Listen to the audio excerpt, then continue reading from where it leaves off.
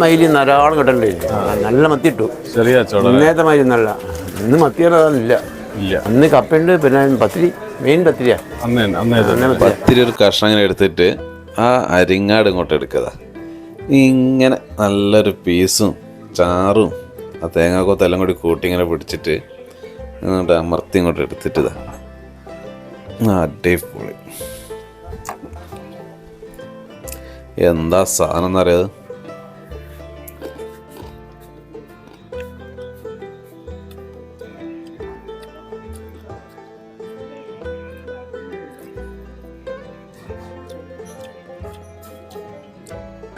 ഇതൊരു must try സാധനമാണ്. ഇവിടെ വന്നാൽ നിങ്ങൾ എന്തായാലും വാങ്ങി കഴിച്ചു നോക്കണ്ടേ, അടിപൊളി സാധനമാണ്. ഈ ഒരു ഇടവഴി കാണുമ്പോൾ തന്നെ ഒരുവിധ ആൾക്കാർക്കൊക്കെ സ്പോട്ട് മനസ്സിലായിട്ടുണ്ടാവില്ലേ? കാരണം അത്രയധികം വീഡിയോ വന്ന ഒരു ഫേമസ് ആയിട്ടുള്ള സ്പോട്ടാണിത്. ആ ഒരു ഇടവഴി കൂടെ പോയിട്ട് ഒരു ചെറിയ ഷോപ്പുണ്ട്, കാണിച്ചാൽ ഈ ബോർഡ് കണ്ടാൽ എന്തായാലും മനസ്സിലാവും. നമ്മളെ കോണോട്ടുള്ള ചന്ദ്രേട്ടൻ്റെ ചായക്കട കേട്ടോ, കോഴിക്കോടാണ് സ്ഥലം. ഒരു ഇടവഴി അങ്ങനെ പോയി അവസാനിക്കുന്ന ഒരു ചെറിയതായി ഈ ഒരു നാടൻ ഷോപ്പ്. അതേപോലെ തന്നെ ഫുഡും അവിടുത്തെ ആൾക്കാരൊക്കെ ഒരു നാടൻ ഒരു പ്രത്യേക വൈബാണ് ഇവിടുന്ന് കഴിക്കുന്നത്. നമുക്ക് കയറി കാഴ്ചകളൊക്കെ ഒന്ന് കാണാം.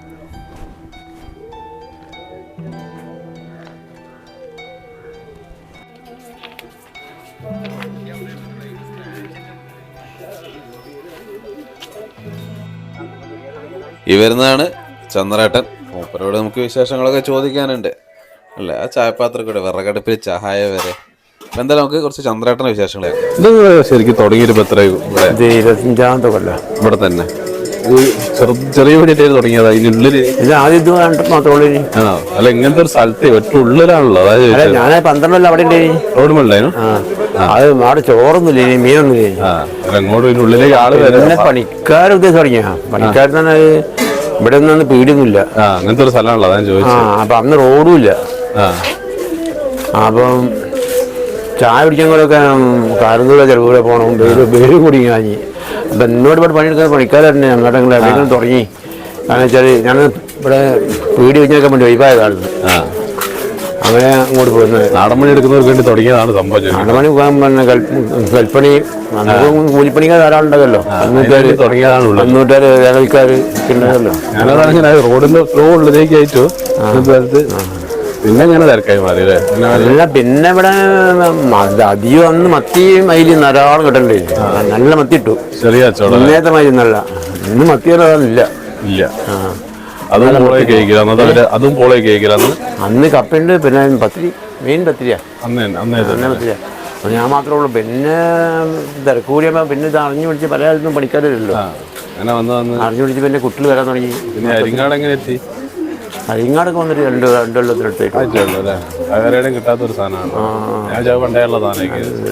അതിനെ കലർപ്പില്ലാന്ന് എന്ത് കഴിച്ചിട്ടുണ്ടെങ്കിലും നല്ല സാധനം കൊടുത്ത എവിടെയാണ്. ഇപ്പം ഇവിടേക്ക് വരുന്ന ആളുകൾ വന്നാൽ ഇവിടെയുള്ള ആളുകൾ അന്യ സ്റ്റേറ്റ് നടക്കാൻ വന്ന് ഇന്ത്യ വിട്ടിട്ടും വന്ന്. ഞായറാഴ്ച ലീവ് അല്ലേ? ഞായറാഴ്ച കൊടുത്തു ഒപ്പിക്കാനാവില്ല. ഞായറാഴ്ച ധാരാളം ആള് വരും. ആള് വരുമ്പോൾ ബുദ്ധിമുട്ടായി പോകും. പിന്നെ വെറുതെ നമ്മൾ പറയിപ്പിച്ചിട്ട് കാര്യമില്ലല്ലോ. നല്ല വരി കൊടുക്കാൻ അല്ലാണ്ട് എന്നത് ഈ പത്തിരി കിട്ടാൻ വലിയ പാടാ. അധികം ആൾക്കും വേണ്ട പത്തിരി. ഞങ്ങളില്ലേ ഈ ഓടി ചട്ടിനുള്ളിലാണ് ഈ പത്തിരി ഉണ്ടാക്കുന്നത്. പെട്ടെന്ന് ആയി കിട്ടൂല. പിന്നെ കനമുള്ള പത്തിരിയാ. നമ്മള് അങ്ങനെയും പച്ചപ്പൊടിയും എടുത്തിട്ട് കാര്യമില്ലല്ലോ. അപ്പൊ പിന്നെ ഞാൻ ഭക്ഷണം കഴിച്ചാട്ടെ, ബാക്കി കാഴ്ചകൾ ഇനി കാണാണ്ട് കേട്ടാ. ഉണ്ടല്ലോ ഇവിടുത്തെ ഇരിപ്പിടങ്ങളൊക്കെ ആയാലും ഒക്കെ ഒരു പഴയ രീതിയിൽ, പഴയ നമ്മളെ ചായക്കടകളില്ല ആ രീതിയിലാണ് ഒക്കെ സെറ്റ്. ഒരു ഫാന് പോലും ഞാനവിടെ കണ്ടില്ല. എന്നാലും ഭയങ്കര തണുപ്പും ആ ഒരു ഓലപ്പുരയൊക്കെ ആയിട്ട് അല്ല, അവരുടെ വീട് തന്നെയാണ് കേട്ടോ. അത് വീടിൻ്റെ സൈഡിൽ തന്നെയാണ് പരിപാടികൾ. നമുക്ക് എന്തായാലും കിച്ചണിലേക്ക് ഒന്ന് കയറാം. അല്ല, ബാക്കിൽ തന്നെയാണ്. ചന്ദ്രേട്ടൻ വരുന്നുണ്ട്, കിച്ചണിലേക്ക് നമുക്ക് കാണിച്ചു തരാൻ.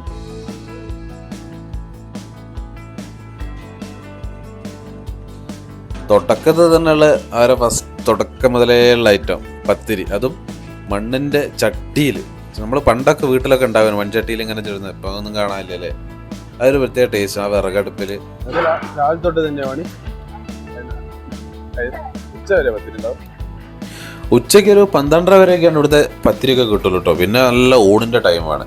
പിന്നെ അതിൻ്റെ കൂടെ കഴിക്കാൻ മീൻ പൊരിച്ച് ഇവിടെ രാവിലെ 8:30 മുതൽ ഒരു വൈകുന്നേരം 4 മണി വരെ മീൻ ഇങ്ങനെ പൊരിച്ചുകൊണ്ടിരിക്കുന്നതാണ് പറഞ്ഞു.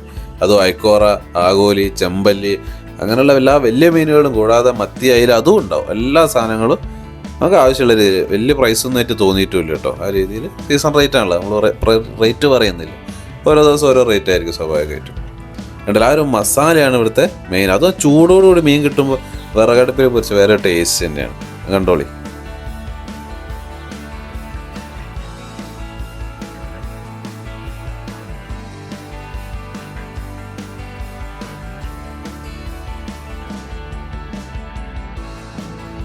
അപ്പം എന്തായാലും നമുക്ക് നല്ല കഴിക്കാം. അധികം കഴിച്ചാൽ പുഴുക്കമൊക്കെ കഴിഞ്ഞു, ഉച്ച സമയമായിട്ടുണ്ട്. അപ്പം ഇവിടെ ഇല വെച്ചിട്ടുണ്ട്. ഇലയിലാണ് ഇവിടെ പരിപാടിയൊക്കെ കേട്ടോ. നാടൻ പരിപാടി, നാടൻ ചായക്കട പരിപാടി. ഈ കുറച്ച് പുഴുക്ക് ഇട്ടാൽ മതി, ബാക്കി പിന്നെ മതി. അപ്പം നമ്മളെ പുഴുക്ക് വന്നിട്ടുണ്ട് കേട്ടോ. ഞാൻ ആദ്യം ഒന്ന് ടേസ്റ്റ് ചെയ്ത് നോക്കട്ടെ. നമ്മളെ നാടൻ പുഴുക്കല്ലേ, ബാക്കി കറിയൊക്കെ പിന്നെ വന്നോട്ടെ, കഴിച്ചോട്ടെ. നമ്മളെ പണ്ട് കല്യാണമായിട്ട് തലേന്നൊക്കെ അതിൻ്റെ ഇടയ്ക്ക് മീൻകറി ചാറ് ഇങ്ങനെ പാർന്നിട്ട് ഇപ്പോൾ പത്തിരിയും കൊണ്ടുവച്ചിട്ടുണ്ട്. ആ മീൻചാറ് ഇങ്ങനെ ഒഴിച്ചിരുന്നു, നല്ലൊരു ടേസ്റ്റ്. ഈ ഒരു പുഴുക്കും മീൻചാറും നമ്മൾ പണ്ട് കല്യാണ വീട്ടിൽ പന്തലിടുന്ന ദിവസമൊക്കെ ഉണ്ടാക്കിയായിരുന്നു. ഒരു മത്തിച്ചാറും മത്തിക്കറിയും പുഴുക്കും. ആ ഒരു ഓർമ്മയൊക്കെ വരുന്നില്ല.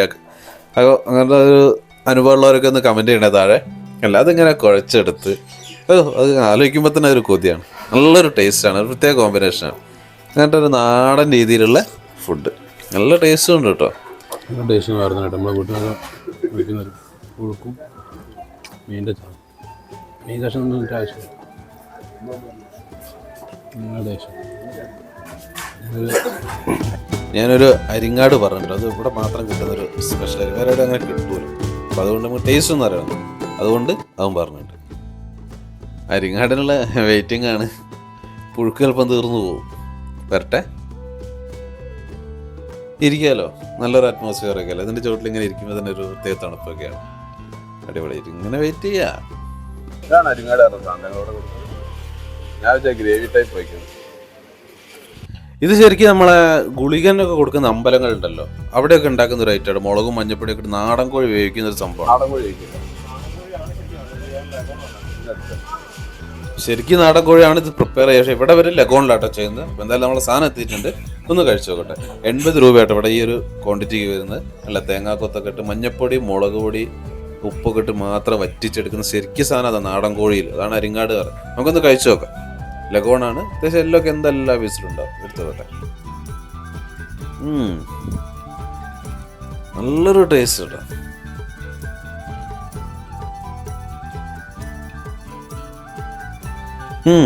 എന്തായാലും ഞാൻ അത്ര വിചാരിച്ചില്ലായിരുന്നു. നല്ലൊരു പ്രത്യേക ടേസ്റ്റ് അതിന്. ഒരു സിമ്പിളായിട്ടുള്ള കാണുമ്പോൾ ആ എരിവ് കളറൊക്കെ ഉണ്ടല്ലോ, പക്ഷെ അത്ര എരിവൊന്നുമില്ല കേട്ടോ. എനിക്കൊന്ന് കാശ്മീരി ചില്ലി മറ്റായിരിക്കും. വലിയ എരിവൊന്നുമല്ല, നല്ലൊരു സുഖമായിട്ട് കഴിക്കാൻ പറ്റുന്നൊരു ടേസ്റ്റ് കേട്ടോ. അതിനെ ഞങ്ങൾ വീണ്ടും വീണ്ടും ഇങ്ങനെ എടുത്ത് കഴിക്കുന്നുണ്ടാൽ തന്നെ നിങ്ങൾക്ക് മനസ്സിലാവുമല്ലോ. നല്ല ടേസ്റ്റ് ഉണ്ട്. അപ്പോൾ നിങ്ങളിതിൽ വരികയാണെങ്കിൽ, എപ്പോഴെങ്കിലും ഇതിൽ വരുന്നുണ്ടെങ്കിൽ മസ്റ്റായിട്ടൊന്ന് ട്രൈ ചെയ്ത് നോക്കേണ്ടി. പൊളി സാധനമാണത്. നല്ല ടേസ്റ്റ് ഉണ്ട്, വെറുതെ പറയല്ല. അതാണ് ഞാൻ അങ്ങനെ എടുത്ത് കഴിക്കുന്നത്. അതിൻ്റെ കൂടെ ഈ ഒരു കൈപ്പത്തിരി അല്ലേ, ഇവർ തുടങ്ങിയപ്പോൾ മുതലുള്ള സാധനം പോലെ ഈ ഒരു പത്തിരി, അതും നല്ല തിക്ക് പത്തിരിയാണ് ഇവിടുത്തെ. കാണിച്ചു തരാം. ഇല്ല, കൈ കൊണ്ട് ഇങ്ങനെ പരത്തി, ഒക്കെ കൈ കൊണ്ട് തന്നെയാണ് പരിപാടി. അതിങ്ങനെ പരത്തി അങ്ങോട്ട് മാറ്റി വയ്ക്കും. അതിൻ്റെ ഒരു കനന്ന് നോക്കിക്കൊള്ളേ ഒരു പത്തിരിൻ്റെ അല്ലേ, നാടൻ പത്തിരി. അത് എന്നിട്ട് ഉണ്ടാക്കുന്നതോ നല്ല ചിരട്ടക്കണലിൽ മണ്ണിൻ്റെ ചട്ടിയാണത്. നമ്മൾ പണ്ട് വീടുകളിലൊക്കെ ഉണ്ടാകുമായിരുന്നു. ഇപ്പോൾ മൂടിച്ചട്ടിക്കേക്ക് മാറിപ്പോയത്, ഫുള്ള് നോൺ സ്റ്റിക്കാണല്ലോ. അതിലിങ്ങനെ ടൈം എടുത്ത് വെന്ത് ഒരു പ്രത്യേക ടേസ്റ്റാണത്. നേരത്തെ ചന്ദ്രേട്ടൻ പറഞ്ഞത് കേട്ടില്ലേ, ഇത് ആയി വരാൻ തന്നെ കുറച്ച് സമയം എടുക്കും. അതുകൊണ്ടൊക്കെയാണ് അവർ ഞായറാഴ്ച തുറക്കാത്തതെന്നൊക്കെ പറഞ്ഞു. കാരണം ടൈം എടുത്ത് അത് ആയി വരണം. അപ്പോൾ അത് നമുക്ക് ഒന്ന് പറഞ്ഞിട്ട് അതിൻ്റെ ടെക്സ്ചർ തന്നെ കാണില്ല, ഒരു പ്രത്യേക ടേസ്റ്റായിട്ട് ഈ ഒരു വിറകിലുണ്ടാക്കിയാൽ. അപ്പോൾ എന്തായാലും ഒന്ന് കഴിച്ചു നോക്കട്ടെ. ഒരു കഷ്ണം ഇങ്ങനെ മുറിച്ചെടുത്തിട്ട് ആ അരിങ്ങാടിൻ്റെ ആ ഒരു ഗ്രേവി ഉണ്ടല്ലോ, തിക്ക് ഗ്രേവി, കുറച്ച് ആ ഗ്രേവി ഇങ്ങോട്ട് എടുക്കുക. ആ തേങ്ങാക്കൊത്തും എല്ലാം കൂടി കൊടുക്കണം കേട്ടോ. ഒരു ചെറിയ പീസും കൂടി വേണം. ഇതാ ഇങ്ങനെ അങ്ങോട്ട് മിക്സ് ആക്കിയിട്ട് അങ്ങോട്ട് കഴിക്കുക. പത്തിരീൻ്റെ കൂടെ ഗ്രേവി പൊള്ളിച്ചിട്ടുണ്ട് സംഭവം. അത് കുറേ ടൈം എടുത്തിട്ടാണ് വേവിക്കാന്നൊക്കെ പറഞ്ഞിരുന്നത്. അതിൻ്റെ ഒരു എന്തായാലും പ്രത്യേക ടേസ്റ്റ് ഉണ്ട് സാധനത്തിന്. പിന്നെ അരിങ്ങാട് മാത്രമല്ല കേട്ടോ, അവിടുത്തെ ഒരു സ്പെഷ്യൽ ഐറ്റമാണ് ഈ ഒരു ചെമ്മീൻ. ഒരു ചെമ്മീൻ്റെ ഒരു ഐറ്റം ആയി വരുന്നത്.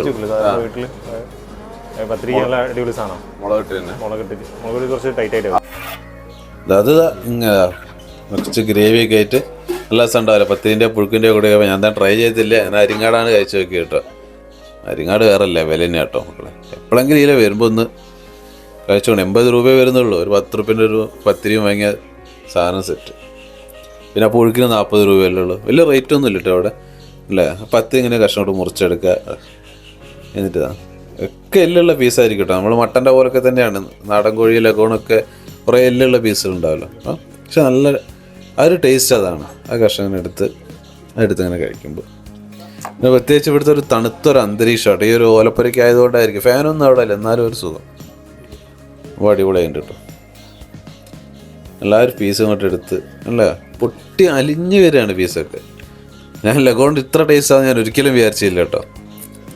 നമ്മൾ ലഗോണ്ട് ബിരിയാണിയൊക്കെ കഴിക്കാറില്ല. ഇത് നല്ല ടേസ്റ്റ്. ആ ഒരു മസാലൻ്റെ ടേസ്റ്റ് തന്നെയാണ്, ഒന്നും പറയാനില്ല. മസ്റ്റ് ട്രൈ ആയിട്ടാണ്.